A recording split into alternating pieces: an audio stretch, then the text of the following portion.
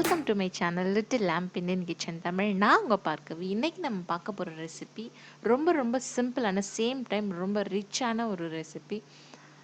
ஜீரா புலாவ் தான் இன்றைக்கி நம்ம பார்க்க போகிறோம். சடனாக யாராச்சும் கெஸ்ட் வந்துட்டாலோ இல்லை சமையல் ரொம்ப போர் அடிச்சிட்டாலோ நம்ம குயிக்காக ஒரு ½ இந்த ரெசிபியை ரெடி பண்ணிடலாம். இதுக்கான இன்க்ரீடியன்ஸும் ரொம்ப கம்மி தான். இதுக்கு சைட் டிஷ் கொஞ்சம் ஸ்பைஸியாக எடுத்துக்கிட்டால் நல்லாயிருக்கும். பன்னீர் மசாலா, சிக்கன் கிரேவி இல்லைன்னா பிளெயின் ரைத்தா கூட எடுத்துக்கலாம். வாங்க இப்போ ரெசிபிக்குள்ளே போகலாம். நான் குக்கரில் தான் மூடி போட்டு செய்ய போகிறேன். குக்கர் வச்சுக்கிட்டு 2 டேபிள் ஸ்பூன் எண்ணெய் ஊற்றிக்கிறேன். 2 டேபிள் ஸ்பூன் நெய் போட்டுக்கலாம். நெய் உருகுனதும் 2 இன்ச் அளவு பட்டை, 2 பிரிஞ்சி இலை, 2 அன்னாச்சிப்பூ, 4 லவங்கம், 3 ஏலக்காவை பிச்சு போட்டு சேர்த்துக்கிறேன். ஒரு 10-15 முந்திரி பருப்பு சேர்த்துக்கலாம்.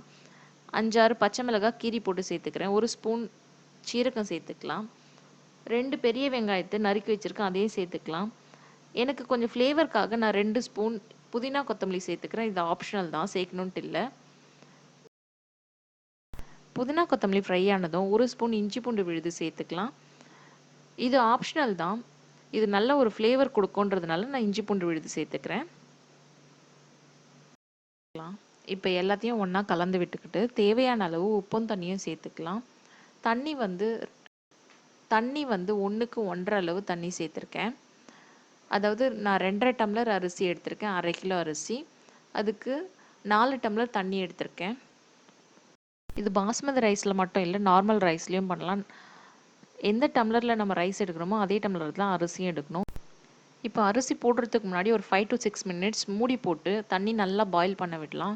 தண்ணி நல்லா பாயில் ஆனதும் பாஸ்மதி ரைஸை நான் ஒரு ½ an hour ஊற வச்சுருக்கேன். தண்ணி எல்லாத்தையும் ட்ரையாக வடிகட்டிட்டு இப்போ அரிசியை சேர்த்துக்கலாம்.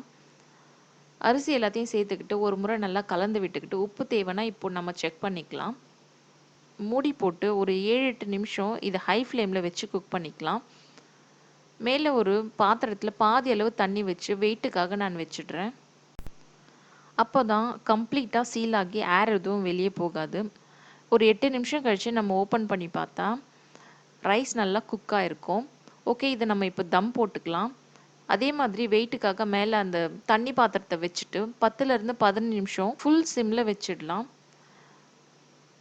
15 நிமிஷம் கழித்து நம்ம ஸ்டவ்வை ஓப்பன் பண்ணி பார்க்குறச்ச ரைஸ் இந்த மாதிரி மலர்ந்து நீளமாக ஆயிருக்கும். அதுக்காக தான் நம்ம அந்த தம் போடுறது. இந்த மாதிரி உதிரியாக ஆக்கியிருக்கோம்.